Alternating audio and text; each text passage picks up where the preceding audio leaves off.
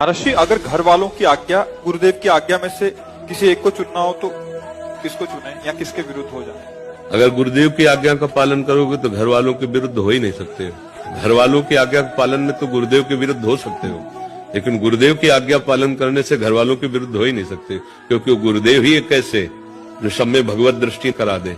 सबसे पहला उपदेश होता है माता पिता को भगवान का स्वरूप मानो और परिवार के सदस्यों को भगवान की सेवा मानो।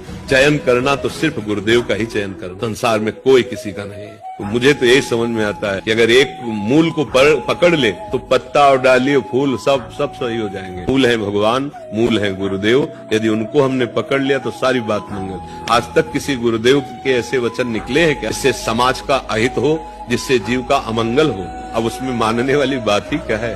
गुरुदेव के वचन मानने से सबका मंगल होगा, माता का, पिता का, परिवार का, रिश्ते नाते का। गुरुदेव ऐसे डॉक्टर नहीं है, बहुत सोच समझ के। अगर तुम्हारा वैराग्य फिट नहीं तो कह नहीं सकते कि तुम घर छोड़ो।